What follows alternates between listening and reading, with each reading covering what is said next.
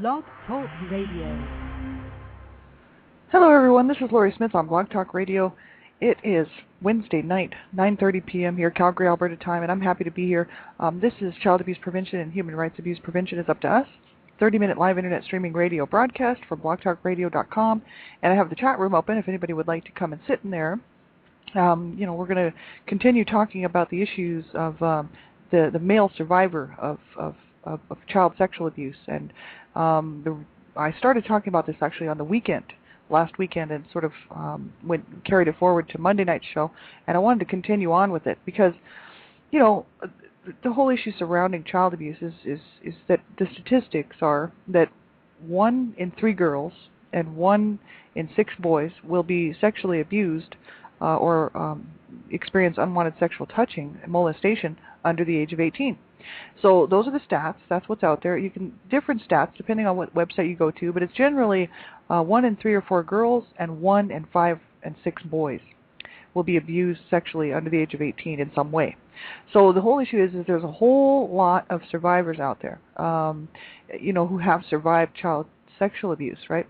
And so I wanted to talk a little bit about the male survivor, and because men quite often, who have survived child abuse of any kind, especially child sexual abuse, will not quite often seek help. It's not necessarily that they have to go public and tell their story, but they quite often won't even seek help within their own communities and their own lives to reach out and actually get some help. And they suffer along, thinking, I can't tell anyone. What if people found out, that I was sexually abused as a child? What would they think? And all these questions probably come into their mind. Would people really even believe them or even care?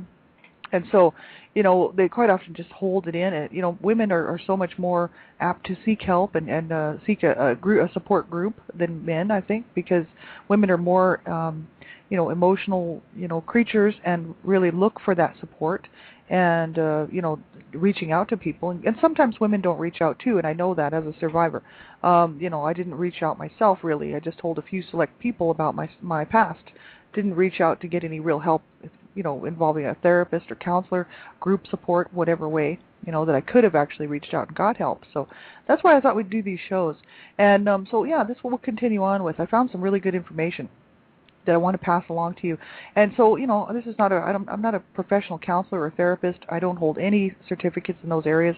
I'm just a private citizen who pays to do my own blog talk shows regarding child abuse prevention, human rights abuse prevention, domestic violence, child abuse, survivor issues, you name it. I'm talking about abuse, because the whole issue of abuse is that it is quite often silenced. The abusers want it silenced so they can continue doing what they're doing. And abusers don't want to be found out for who they really are, you know what I mean? People, survivors, people who have survived child abuse quite often remain silent, and for many reasons. If the abuser is still living, they might find it just too uncomfortable to come forward, and also due to the fact that maybe they are out of, fear, shame, guilt, you name it. Any number of reasons why survivors don't come forward and don't talk about the abuse that they suffered. And so, that of course is another form of silence, right? And it allows the abuser to go free. So, quite often people don't realize, that they might think that they're alone and that no one is out there available to help them, and that they can't get any help. And this is just really sad and unfortunate, because there is help out there. We have to reach out for it. Most people will not, reach out to you to try to help you. They might not realize or even know that you were abused, right? So how would they know? And so we really have to reach out where we can, wherever we're comfortable reaching out, whether it's peer-to-peer, a therapist, a counselor, a support group, right? Just make sure, or a good trusted friend who is going to be there for you, this kind of thing. We really need to reach out and get some help, right, instead of suffering along in silence. So that's why I do these shows. And really, the main focus is to bring awareness, education, and prevention to stop child abuse, right? And so, if you're a young person under the age of 18, I ask that you have permission to listen to my shows. I really do. It's very important. The issues surrounding online safety, internet safety for children is really its top priority. Children and young people are really at risk for being groomed by child sexual predators And if you don't know a whole lot about it, you can start searching online to find out how to stay safe online. You can type into your browser internet safety, online internet safety, online safety for children. You want to keep yourself safe. You do not want to become a victim of a child sexual predator or a pedophile. And so you wouldn't even know, because chances are these pedophiles and these child sexual predators who are out there trying to get a hold of children will quite often pose as young people. They will say that they are 16 years old, they're 14 years old, they're 12 years old, that they love to ride bikes, and they like motocross, and they love music, and they'll know all the most current music that all the kids are listening to. They will try to get information out of you, and then they will try to groom you to meet them somewhere, and they'll say, hey, I go to this school, where do you go? And they'll try to get information out of you to find out what school you go to, and so that they can try to get a hold of you and do what they do, which is sexually abuse and molest children. And the whole issue is that you could lose your life. You do not want to become a victim of a child sexual predator or a pedophile. Make sure you keep yourself safe and have an adult know what you're doing online. Never give out personal information. So check out how to stay safe online and keep yourself safe. And I cover a lot of adult material on my shows, and that's why I ask that young people would have someone listen to the show, just to okay it, that it's okay that you listen to the show. It's really ultimately about stopping child abuse. As I stand up for child rights, I'm a child rights advocate. I'm the Canada Regional Director for Dreamcatchers for Abused Children, and I work to save children's lives. So this is the whole issue. You'd be doing me a huge favor and yourself a huge favor if you will get the information and learn how to stay safe online, and you can pass it on to your friends and help save their lives as well. So make sure you do that. So the topics of abuse are very sensitive, and many people find them very uncomfortable, because they are uncomfortable, and especially for survivors who have survived child abuse. We all know how uncomfortable it really is if you've survived abuse. So the topics of abuse are sensitive. You have to listen at your own discretion and know what's good for you to listen to. So if the show topic bothers you, then you have to turn the show off, and that's all there's to it. You would not be hurting my feelings, and you'd be doing yourself and myself a favor. So we'll get right on into what I want to talk about, which is male survivors of childhood sexual abuse. And we had an interview with Arnie Alberts. He is a survivor of childhood sexual abuse.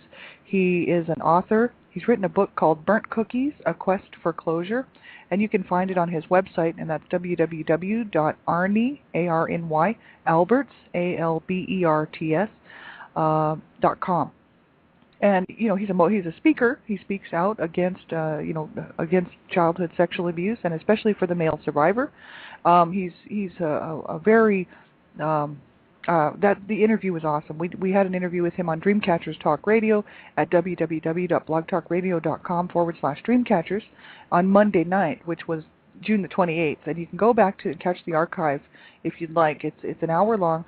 And you can go back and catch that interview. And he's an awesome guy to talk to, and I just really enjoyed hearing his voice and hearing his story from his voice. And he's committed to making a difference in this world. And I hope everybody will check his website out, read his book. I've read his book.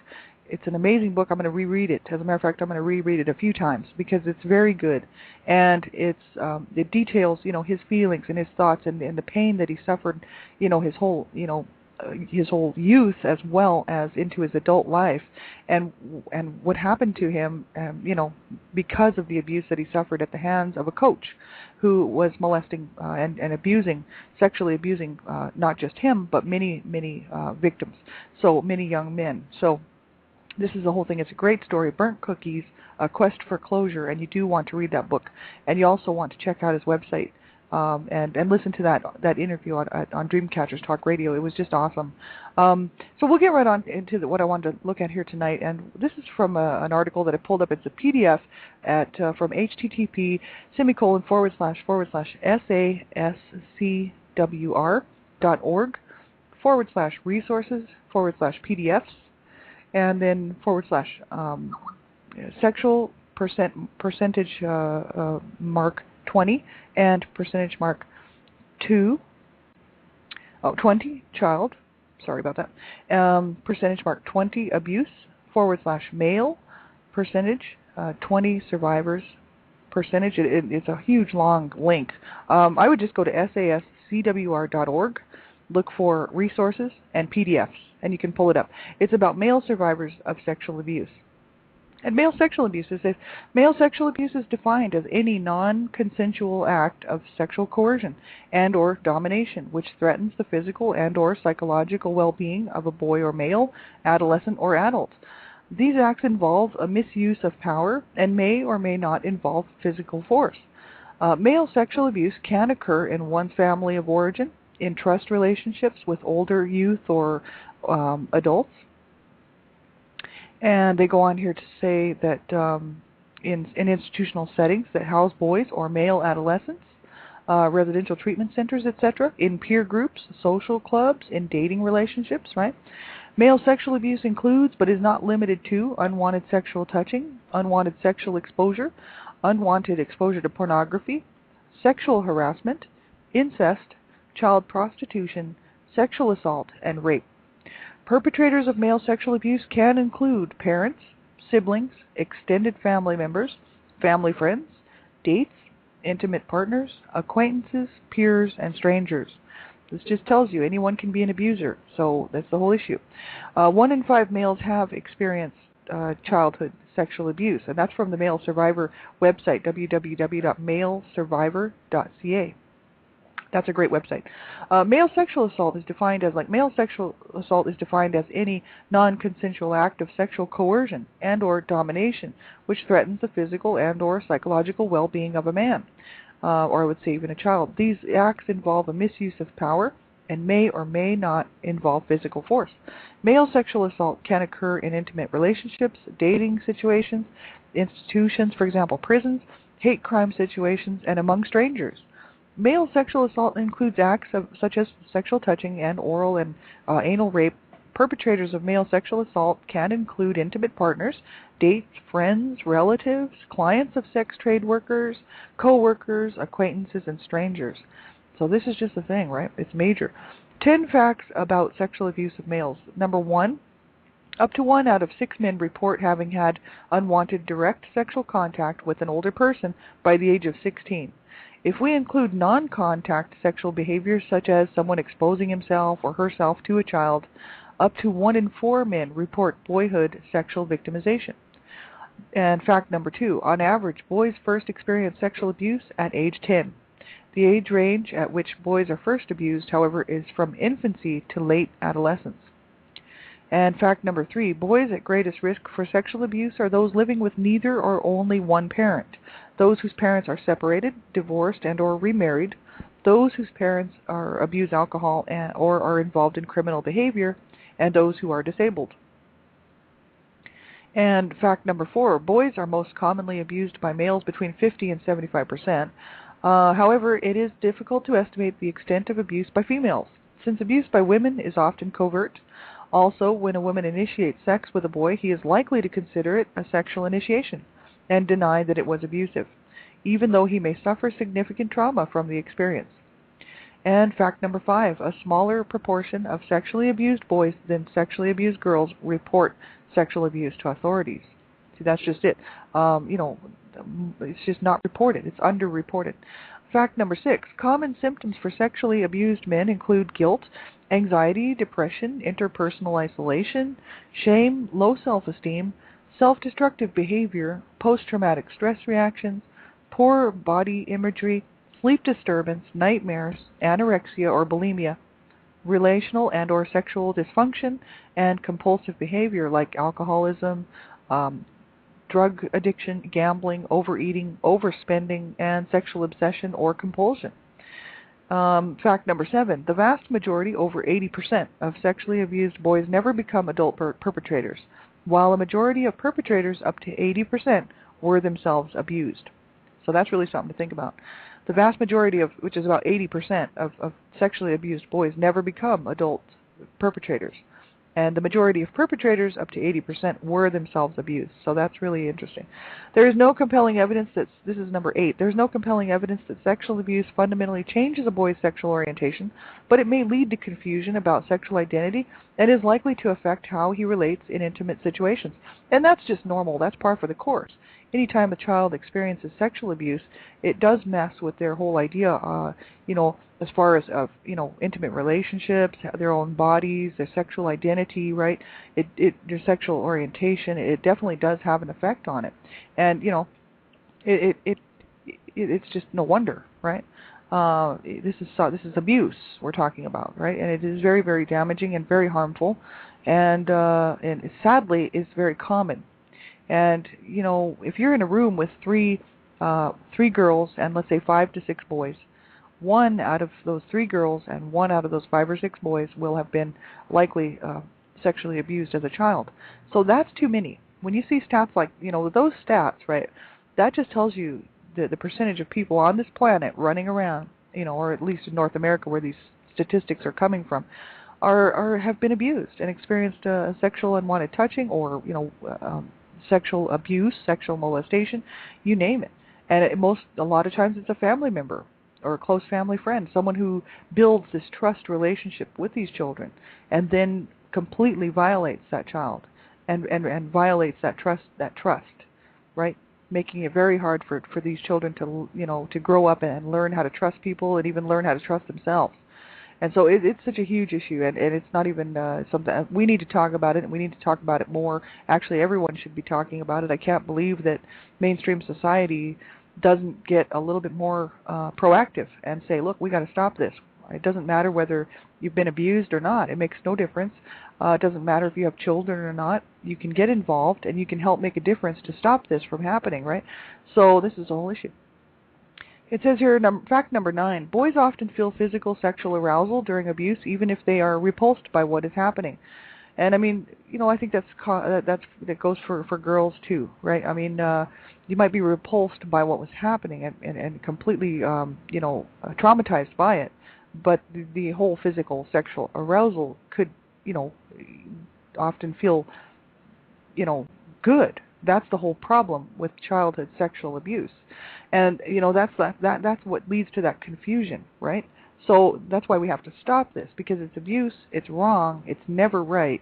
And if you're listening to this show and you have experienced, childhood sexual abuse or any kind of abuse, you have to know that it was not your fault and that, you did not deserve that. No child does.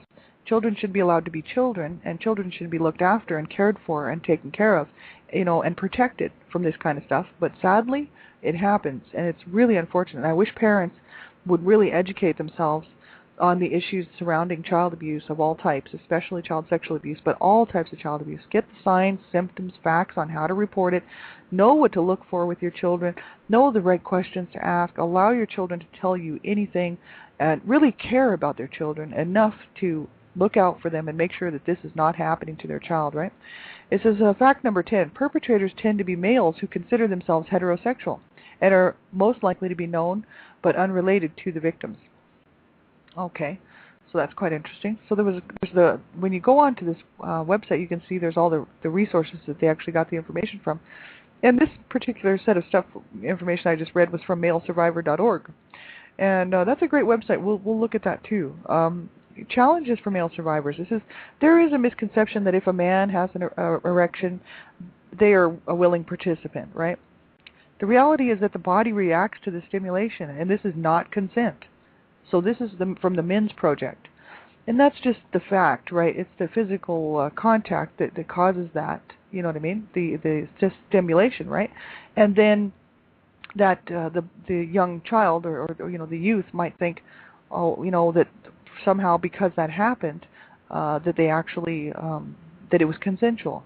It says the reality is that the body reacts to the stimulation, and this is not consent. So this is the whole issue, and that's why it's so confusing for people, and they get so confused by it and so hurt by it, because they're just like, well, why did that happen? And it was repulsive and it traumatized me, and yet this happened. And that's why it's so important for people to know that this is something that people should talk about. It's nothing to be ashamed of. And the shame really belongs to the abuser. That's who should be carrying the shame. And quite, of course, they don't have any shame, and that's the whole problem. They don't care what they do to children, and they use children for their own sexual purposes and other purposes. Even for physical, verbal, emotional abuse. Right? The abuser is just using children to do what they do. And this is not right. And so that's the whole issue. It's not something that we should have to carry the shame and the guilt. And we should not have to feel bad about our bodies and feel bad about ourselves because we've suffered child sexual abuse. It's not our fault, and we need to learn how to accept ourselves and love ourselves and realize that that was not our fault, and we don't have to carry the shame and the guilt from that. That belongs to the abuser, right? So that's just that's the way it is. It says males who are abused by females at a young age have a difficult time recognizing that what happened was sexual abuse, as it is often viewed or labeled a sexual initiation or a coming of age. Right? A male who has experienced abuse often questions his sexuality, particularly if the perpetrator was male. If he identifies as homosexual, he can have feelings of self-loathing attached to his sexuality. And that was from www.utexas.edu. So www.utexas.edu. And it says, cultural norms that define masculinity often restrict males' ability to disclose sexual abuse and create a mistaken belief that males are immune to sexual victimization. These cultural norms minimize a male survivor's trauma and often deny him the right to heal, right? And that's the issue. That's why I'm doing what I'm doing on my shows, because the whole, society has lumped men into one group, saying, "Oh, men are strong. Men are not victims. Men can just handle anything, and they don't need that kind of emotional support." And that's a lot of garbage. And men have feelings too. They should be allowed to express them. They have, of course, men and women, have a lot of differences and think differently, and about certain things. But the whole issue is that men are entitled to their own feelings and how they're feeling, and they deserve to be able to heal and to move forward in their lives and not have to feel bad about what are people going to think about me if I join a group. What would people say? What would people think, right? And I think they put too much emphasis on that. For me, I wouldn't care what other people said or thought, because if they thought that way, they wouldn't matter to me anyway. People that don't support people and who make fun of people really have no place in my life, and I don't pay any attention to them. I just move on to other people that actually care, and that's the whole issue, right? I think we can't put our whole life on hold just because we're worried about what somebody else would think. It's like, who cares what the other people think? They should be supporting you. If they're not, they need to get out of your life. There's too many people out there who will allow, people to stay in their lives who really they shouldn't, because they're just not helping them, and they're just keep holding them back and actually causing them to feel worse than they already did. And that's not right. Physical force is not essential for an unwanted sexual act to be considered assault or abuse. Non-consent may be due to threats, coercion, or from effects of substance, like substance abuse or whatever, like date rape, drugs, right? That's from the Men's Project. And also because we know now, because there's been a lot of studies done on this, the whole fact that a lot of young men and even girls are groomed by child sexual predators. And by groomed, we just mean that these people build a relationship. They build the trust. They will do just about anything that they can to groom or to make this child feel like, oh, I can trust this person, and they would never hurt me, and they'll work sometimes for years to build this relationship with this child and maybe even the child's parents. And that's why it's so important for parents to know that, just because your neighbor seems friendly and wants to look after your kids for the afternoon, not necessarily a good idea. You better know who is looking after who you leave your children with, because it could be someone who's actually befriended the family and groomed the child, and then all of a sudden they break that trust by sexually abusing or molesting this child.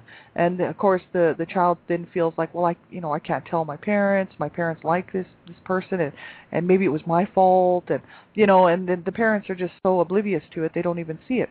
And that's the problem with this. That's why everyone needs to know the signs and symptoms, what to look for, behavioral changes in your child, things that will happen. People think, well, yeah, my child's been acting, my son or my daughter's been acting a little bit strange lately, sort of a little bit quiet and whatnot. You can't just blow that off and think, oh, they're just going through a phase or something. You really have to be aware of what to look for, who your child has been around. That is a huge issue. Abuse happens where the child is, and that's what people forget. They just think that abuse is random and it's just like, oh, well, I don't know, some sort of alien from outer space popped in and abused the child. It's where the children are. So it happens in schools. It happens in neighborhoods. It happens in next door neighbors' homes. It happens in your own home. It happens at the child daycare centers. It happens wherever your child is during the day or night. That is where your child will be abused, and it will be with whoever that child is with. So 1 in 3 girls and 1 in 6 boys will be abused sexually under the age of 18. It's very important for parents to know that where those 1 in 3 girls are and 1 in 6 boys are is somewhere that's where the abuse is happening. And so you have to know what to look for with people that are around you, even family members. Family members are guilty of molesting family members. You know what I mean? They do. It's very actually it's common. This is the whole problem. And so we need to stop this, and that's the whole issue. And parents can do a lot to stop it if they will just pay attention and care enough about their child to make sure that they get the information, learn it. Don't just read it and just, okay, I read it, whatever. Learn it, understand it, wrap your head around it, and then realize that your child could be a victim of child sexual abuse if you do not know how to protect your child. It is so important. We can't talk about it enough, right? And we want to stop this mess from happening. We want to stop this from happening and prevent it from happening to one more child. And that's the whole issue. That's why this is so serious. It's just so incredibly serious that, I'm just going to keep talking and talking and talking. And I don't care, I'll just keep talking until, we have to see some change, and we really do. And we have to see some people becoming educated and aware of what's going on in their own homes, right under their noses, right? It says male survivors must battle myths about male sexual victimization, including that males cannot be sexually abused or victimized. That's a myth. Another myth is that sexual abuse turns a boy or youth gay. That's a myth. Another one is sexually abused boys inevitably become sexually abusive men. That is also a myth. Males are less traumatized by sexual abuse than females. That is definitely a myth. It's false, right?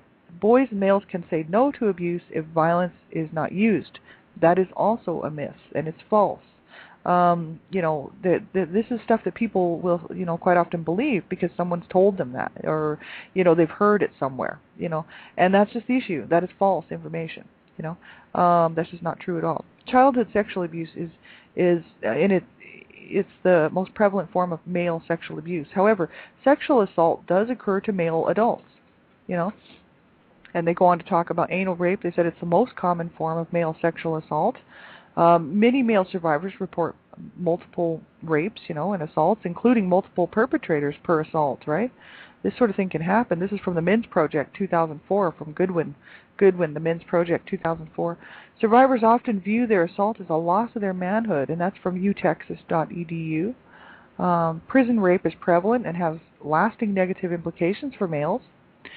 And then characteristics observed in male sexual abuse victims. This is a PDF I'm actually reading from, and you can grab this from sascwr.org,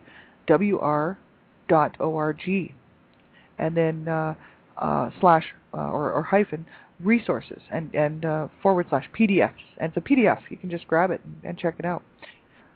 Oh, we have about a minute left, so we'll have to continue on. This is characteristics observed in male sexual abuse victims. We'll finish this up on Friday, and then we'll get to some more websites and whatnot. There's some great information out there. There's MinWeb, and that's a great website, MinWeb, and that is www.menweb.org. That's a great website, lots of good information on there. And there's also the Psych Central has a great article on male sexual abuse survivors' struggle in relationships, also with healthcare providers. And so, yeah, I'm glad that you could tune in. Thank you very much for listening to all my shows. I really appreciate everybody who's tuning in and being here for me. I just can't thank you enough. And I'll be on again tomorrow morning, 6 o'clock a.m., one child abuse survivor to another. And then on Friday, I'll be back on again, same time, so you can check my schedules there if you'd like to tune into some more shows.